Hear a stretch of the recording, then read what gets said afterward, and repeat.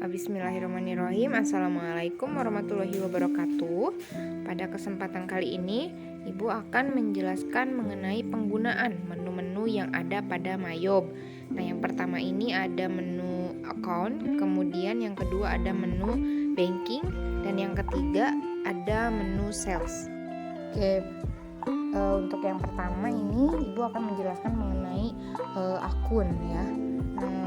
Pada akun ini digunakan untuk mengelola akun, kemudian link account, memasukkan saldo awal atau opening balance, dan mengelola jurnal umum. Nah, di sini ada beberapa submenu yang akan kita gunakan. Yang pertama itu adalah akun list. Akun list di sini digunakan untuk mengelola akun, membuat akun-akun baru, menghapus akun, mengganti nama akun, dan memasukkan saldo awal akun atau opening balance. Kemudian yang kedua, ini ada record journal entry. Nah, record journal entry ini digunakan untuk mencatat transaksi atau membuat jurnal. Kemudian yang ketiga ada transaction journal. Digunakan untuk melihat catatan jurnal yang sudah kita buat. Nah, ini untuk yang pertama. Di akun list ini kita akan melihat di sini ada beberapa akun. Yang pertama itu adalah aset atau harta. Kemudian yang kedua ada liability atau kewajiban. Kemudian yang ketiga ada equity ataupun modal. Kemudian selanjutnya ada income atau pendapatan. Ada cost of sales, ada expense atau beban. Kemudian ada other income atau pendapatan lain-lain. Kemudian ada other expense atau beban lain-lain. Nah, di sini gimana sih caranya kita pertama untuk membuat daftar akun. Nah, yang pertama itu kita klik new. Di sini ada tombol new, kita klik. Nah, di sini akan muncul ada account classification, kemudian ada account type, ada account number, ada account name, kemudian ada opening balance. Kita akan membuat contohnya.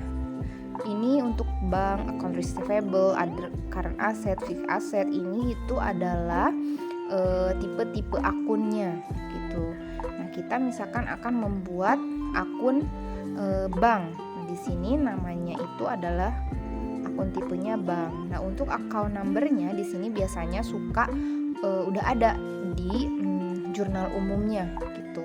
Contohnya misalkan 1022. Oke, kita klik tab. Nah, kemudian account name-nya misalnya Bank BNI. Nah, misalnya Bank BNI atau misalkan Cash in Bank ya. Itu untuk account name-nya tergantung yang ada di jurnal umumnya. Kalau misalkan sudah selesai, ini opening balance-nya kita kosongkan dulu karena nanti kita akan membuat opening balance-nya di cara yang berbeda gitu kan. Bukan di sini. Kalau sudah selesai, kita klik OK, atau kalau misalkan masih ada lagi account name yang mau kita input, kita tinggal klik new. Nah, ini otomatis akan kosong lagi. Nah, nanti ini account yang sudah kita buat itu akan ada ya di tabel. Nah, ini dia. Ini adalah akun yang tadi kita buat, Bank BNI di sini.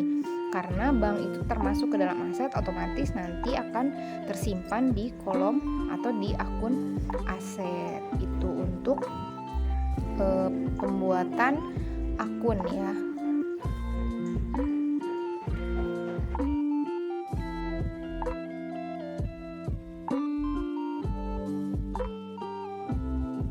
Nah, kemudian yang kedua ada menu banking di sini. Ada beberapa submenu ya. Nah, untuk banking ini digunakan untuk transaksi penerimaan dan pengeluaran uang perusahaan, tetapi bukan untuk penerimaan piutang dan bukan untuk pembayaran utang ya. Jadi untuk transaksi banking ini digunakan hanya untuk penerimaan dan pengeluaran perusahaan aja gitu. Contohnya misalkan untuk pembayaran listrik ya, kemudian penerimaan bunga bank ya, nanti masuknya ke menu banking ini. Nah, di sini untuk menu banking yang dipakai itu ada spend money, kemudian ada receive money dan transaction journal. Nah, Untuk yang spend money di sini digunakan untuk mencatat transaksi pengeluaran uang ya. Kemudian kalau untuk receive money ini digunakan untuk mencatat transaksi penerimaan uang. Nah, kalau untuk transaction journal ini sama kayak yang di accounts untuk mencari atau melihat jurnal yang sudah kita buat ya. Nah, ini untuk spend money tampilannya seperti ini ya. Jadi kalau misalkan kita akan menjurnal pengeluaran, misalnya bayar listrik, kemudian bayar telepon, bayar air, itu nanti di sini ya, banking spend money. Oke, kemudian yang kedua ini ada receive money. Nah, ini tampilannya seperti ini. Ini untuk misalkan kalau kita ada penerimaan bunga bank, jasa giro dan sebagainya, itu di sini.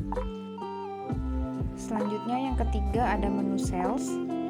Nah, di sini sales ini digunakan untuk pencatatan transaksi penjualan barang baik secara tunai maupun secara kredit, dan penerimaan piutang dari customer ya.